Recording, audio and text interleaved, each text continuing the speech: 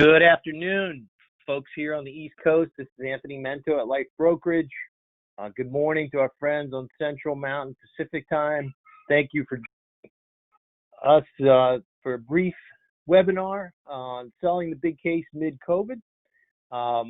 This is a follow-up to literally the most viewed page on our blog that we sent the Friday before Memorial Day. So surprising to see so much interest on this topic, and we wanted to reward that with its own webinar and case study.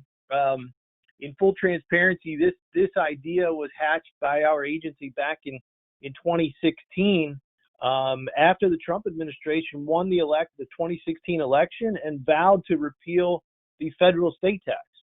So when we make reference to three tried and true techniques mid-COVID, there's no exaggeration to that. We've been using this strategy successfully for the last 4 years, and now in the COVID environment, it's become more and more relevant. So we call this the client-centric estate plan.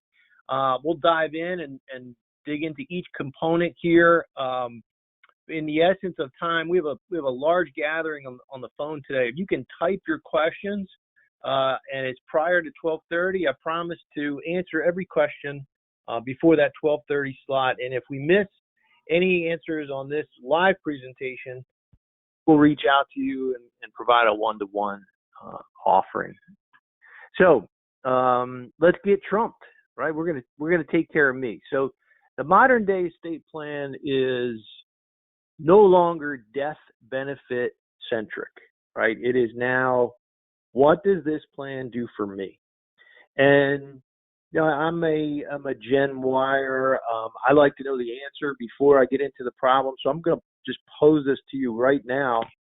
I'm getting at a 51-year-old who has low risk tolerance that has $1 million or several $1 million in this instance, but I'm going to just kind of capture the values here in per $1 million units to put towards the program that we're going to take from her fixed income allocation in an interest rate environment that's yielding 82 basis points in a 10-year treasury. So, the implementation of whole life or low cost IUL is actually producing better yields than other risk-free investments.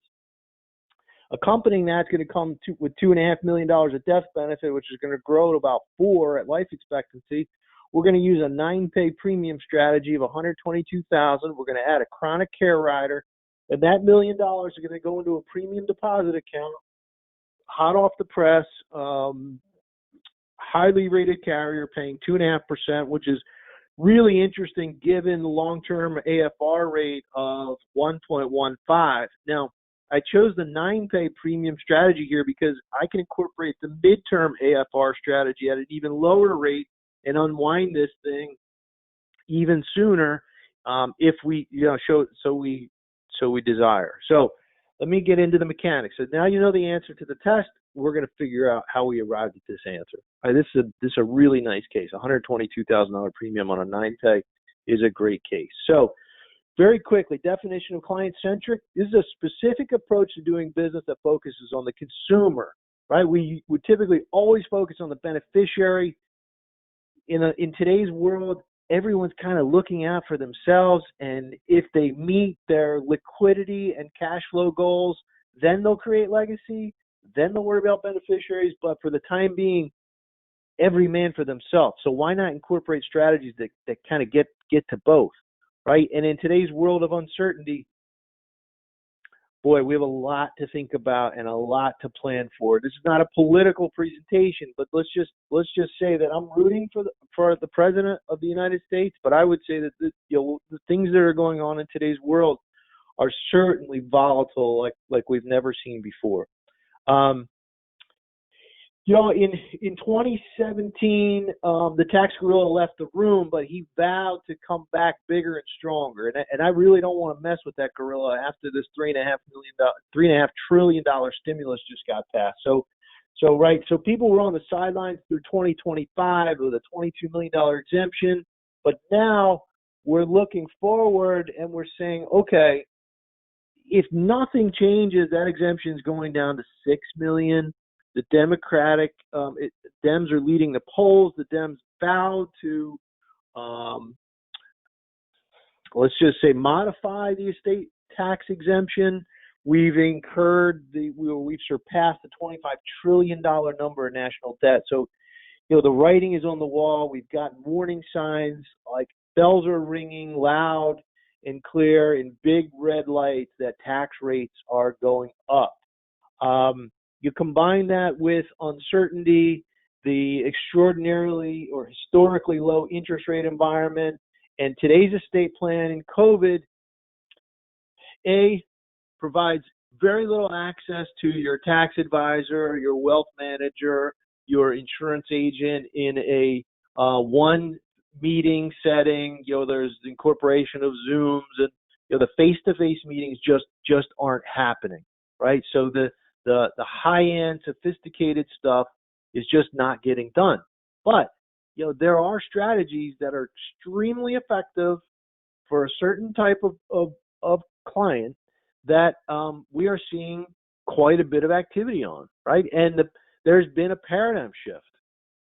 So the new estate plan looks like income planning. Like, make sure I don't run out of money, because that's really important to me right now. In prior webinars, we talk about the 4% rule is no longer valid, right? You got 10 million of assets at retirement. You can take 4% of those assets. You live off 400,000. Well, that was based on equities yielding 10% and bonds yielding 5%, and we can't conceivably look to those assumptions forward thinking a decade or two. So the 4% rule, due to volatility and sequence of returns risk, has now been reset to about 2.5%. So that same $10 million liquid estate is now yielding $250,000 of income in retirement. So, this is extremely important to clients. Make sure I have enough income to maintain my lifestyle. And balance sheet vanity is no longer as in vogue as it used to be, right? So if I need to generate $250,000 of income, the equity side of the house needs to accumulate $10 million of assets. Conversely, I can buy a SPIA on a 70-year-old and get that $250,000 done with about $3.5 million of assets. So it's a very different discussion. Asset protection is huge, right? You got, in a world of rioting and looting and high divorce rates and businesses that are probably, some businesses and industries just aren't going to make it. Protecting what I've already accumulated is utmost important to me, okay? I'm not leaving my life's work to my future ex-son-in-law. I have 3 daughters. I just gave birth to my 3rd daughter. I have 4 children, a son and 3 daughters. I just gave birth to my 3rd daughter on Tuesday. My future ex-son-in-law is not touching one dime that I worked for over the past 43 years. Chronic illness.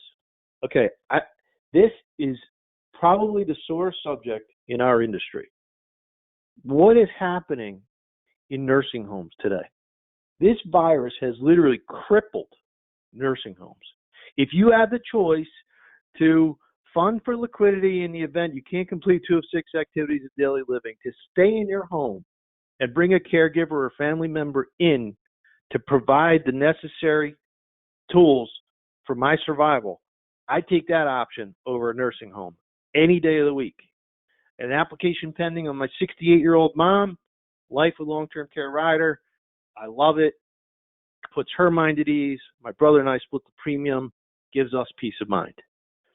And lastly is death taxes. This used to be number 1 in the pecking order, right? You got when the exemption was $1 million, you have a $4 million estate. You go to your attorney, you create A, B marital trust.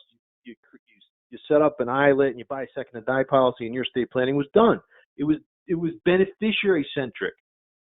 Now we've kind of flipped in complete opposite, where death taxes, where used to be the emphasis, are now 4th in the pecking order. So this is an amazing statistic. If you're in the LTC business, you should be using this, right? Chronic illness is not just for old people. When you think of chronic illness, you think of handicap signs, you think of walkers, you think of wheelchairs. Wrong.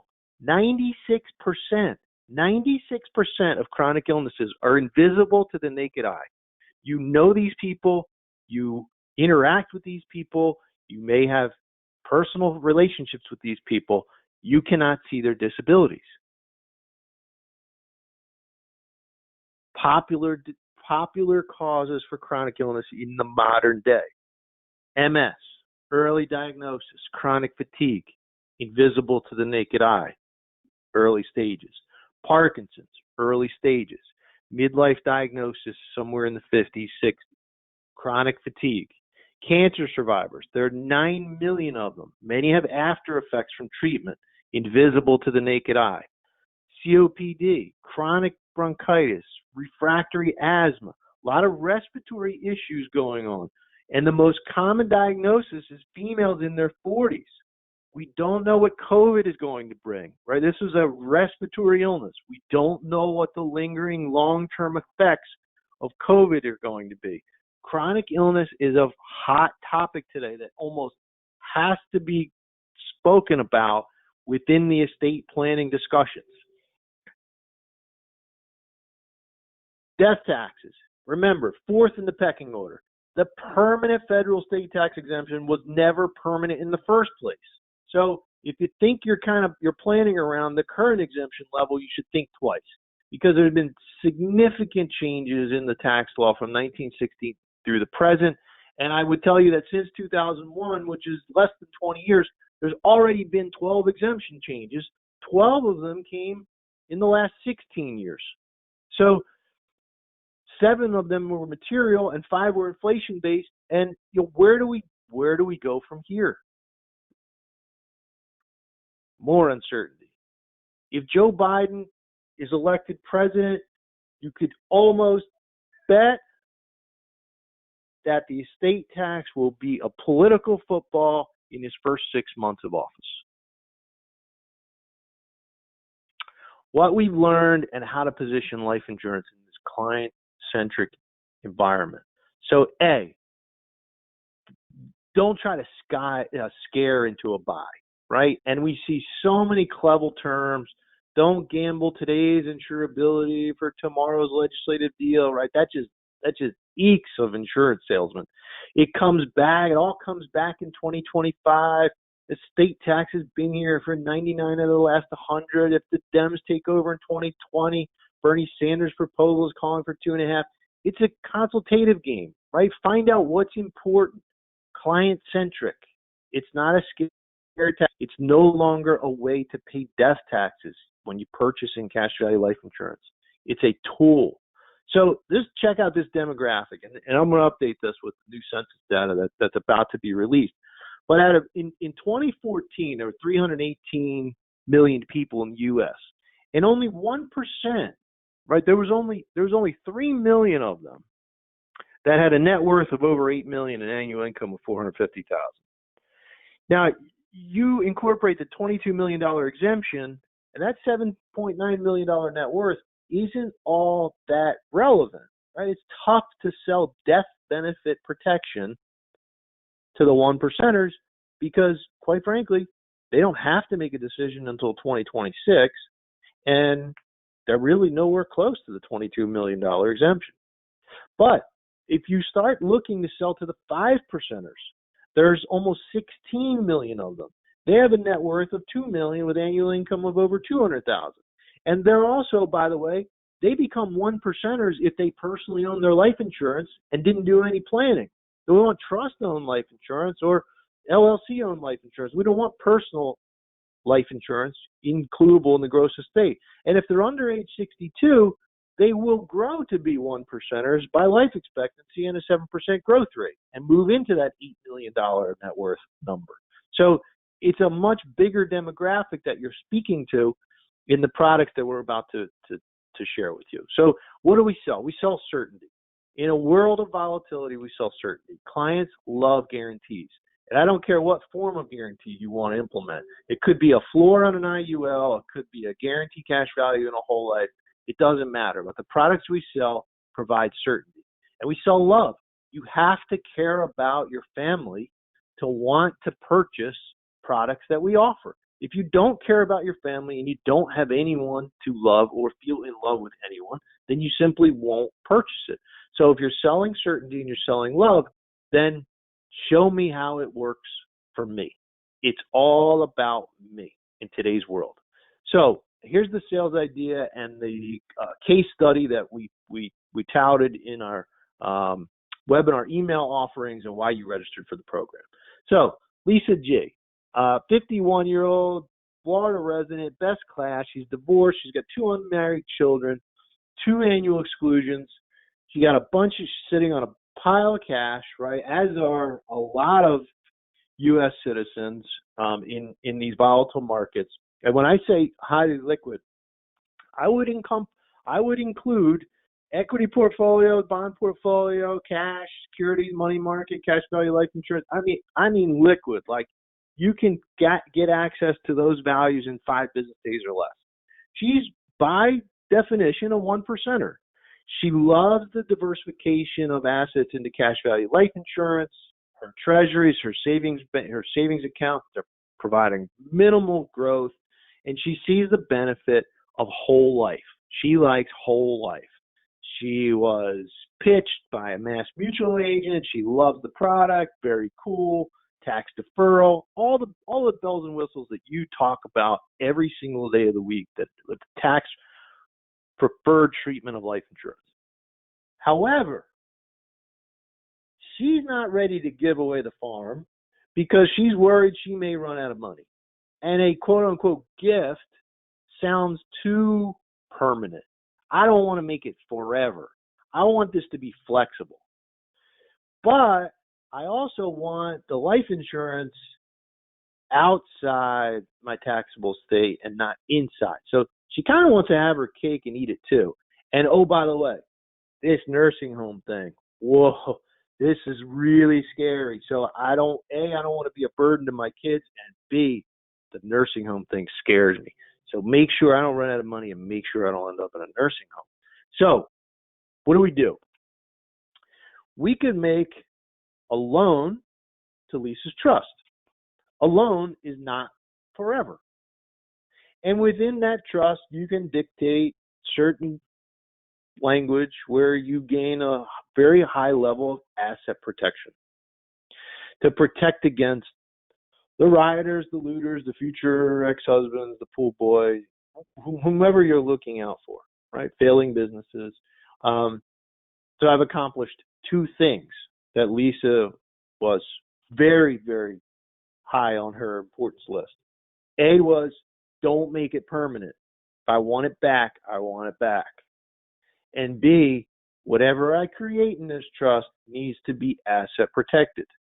So she makes a deal. And the deal is Lisa's going to lend money to her trust at the IRS determined applicable federal rate. And today's long-term lending rate is 1.15%.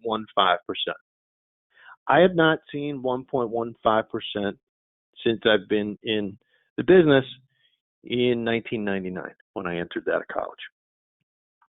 So here's the client presentation. This is hard to see, so I'm going to blow it up in the upcoming slides. But you'll know from prior webinars that everything we do is on one page. And it talks about a private loan between Lisa and her trust, what the values look like and her impact to net worth, demonstrate flexibility, demonstrate the fact that she can unwind it, demonstrate what, if she makes good choices, will happen upon her death. And on the far right, we give Lisa peace of mind. What happens if I become chronically ill? And what happens if I run out of money? Right? All of her concerns addressed on one page. By the way, you can initiate a promissory note between Lisa and our trust electronically, right? I don't need to go to my attorney's office. I don't need to have 10 in-person meetings. I don't need to do anything real complicated in this COVID environment because Lisa is very conservative, remember. She has children in healthcare, so why roll the dice and go have 10 meetings with advisors? Promissory note, very easy to do from the comfort of her home. An ILET is very easy to do from the comfort of your own home. I can call one of a dozen law firms right now. They have tax identification numbers reserved for their clients. The document is prototypical. If I want to add a couple of specific language changes or a couple of things that are important to me, I can literally draft an ILIT in 3 business days, right? And probably have a federal ID number in an hour.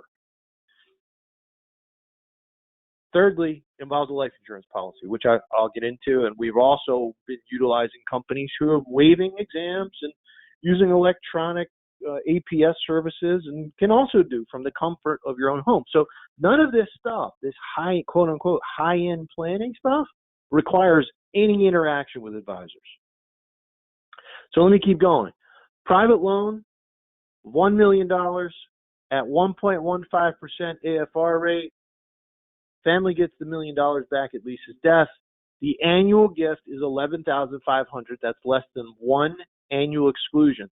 So I moved $1 million for less than 1 annual exclusion at historically low interest rates. What happens next? The trust takes possession of $1 million. They give it to the insurance company. The insurance company invests it at 2.5% guaranteed.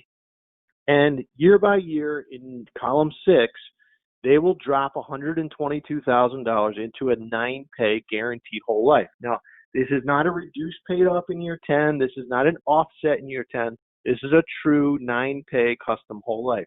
I can pay this thing up anywhere from year 5 on. So I could do a 5-pay, 6-pay, 7-pay, 8-pay, 9-pay, 10-pay, 11-pay, really whatever we want to do. It's truly custom without creating manual work or having the agent remember to put in reduced paid up status somewhere around between at the very end of year 9 but before year 10.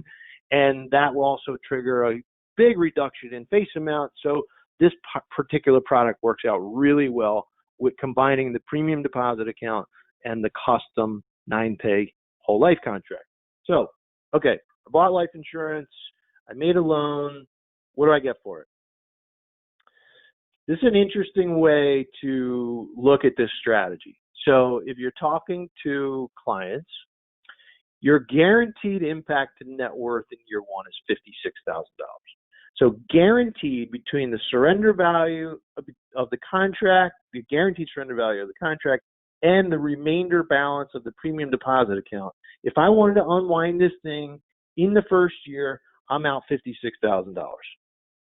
Not terrible when you compare to typical insurance products that will incur 80% loss in the first year after surrender charges. And if on the projected side, by year 5,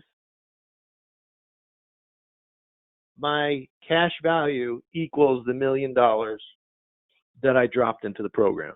So tons of flexibility, the ability to access the values right away. I can take these values in column 16 and I can very simply pledge them to any local bank and go out and use that line of credit to reinvest in distressed real estate or undervalued blue chip stocks or private equity or whatever you feel is relevant at the moment. So what we're doing here is we've created a foundation of highly liquid assets that come with a death benefit, that come with chronic illness rider, that are creditor protected. So allow me to continue. Now, let's not forget to take care of Lisa. So we bought our death benefit. We bought a chronic illness pool. We utilized the creditor protection attributes of a trust and life insurance, cash value life insurance. But what happens, remember, Lisa's concerns were flexibility, becoming chronically ill, and running out of money. So we just covered the flexibility, and you see the impact of net worth was literally like next to nothing in the early years. We added a long-term care pool.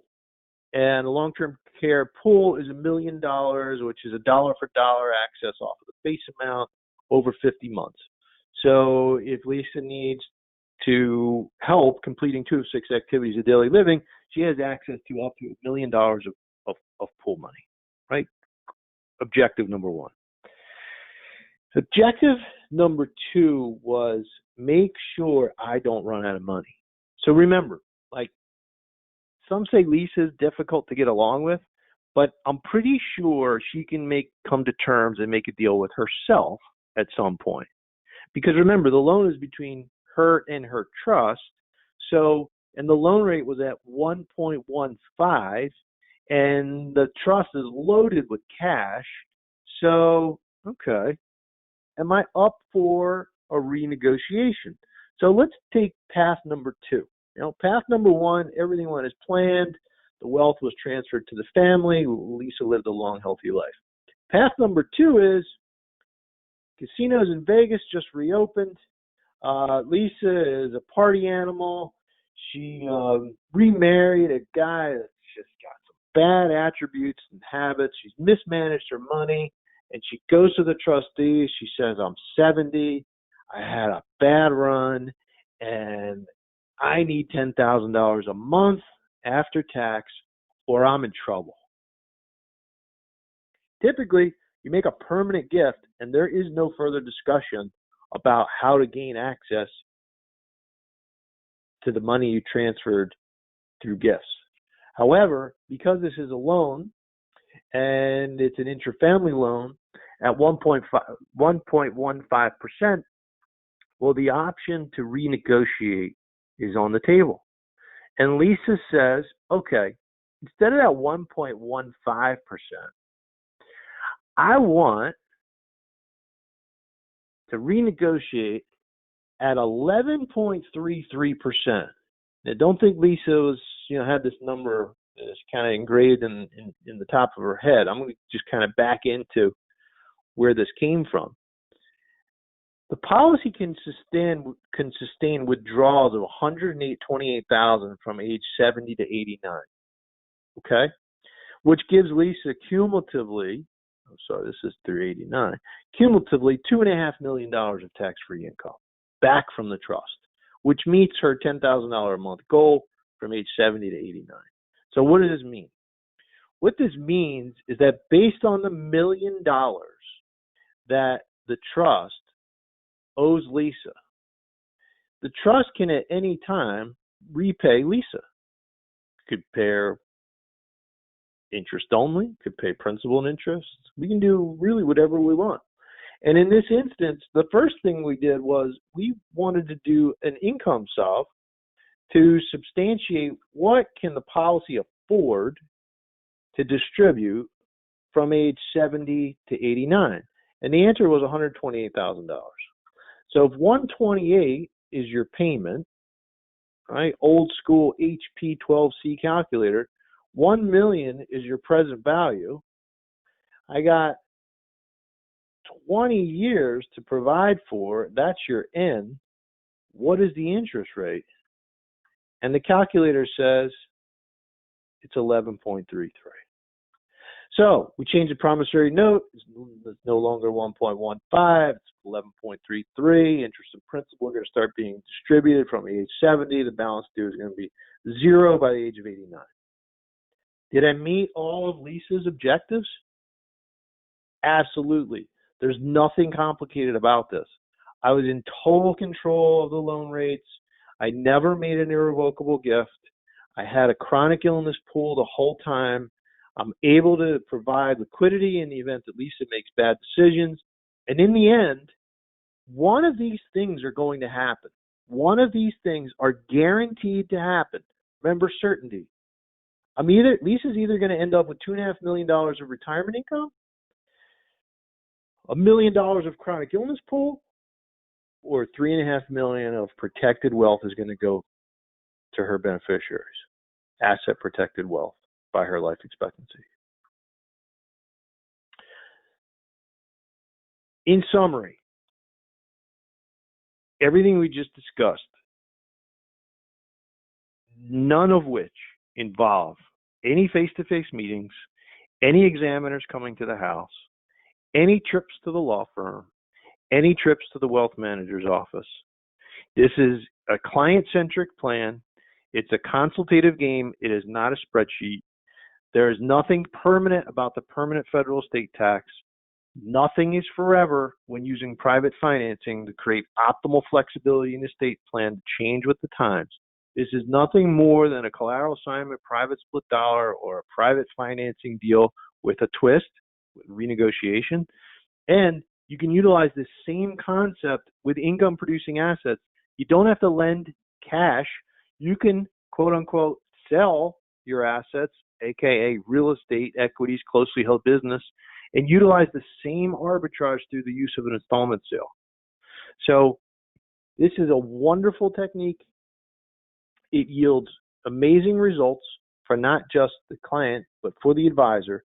And it's a way to drive the average case size during COVID from $3,200 to $79,000 of target plus all the paid up additions. We are right on the button at 12:30. I do see one question here. Oh my Lord. It looks as though the screen share was not working. And what I will do is send you the recording. I apologize profusely.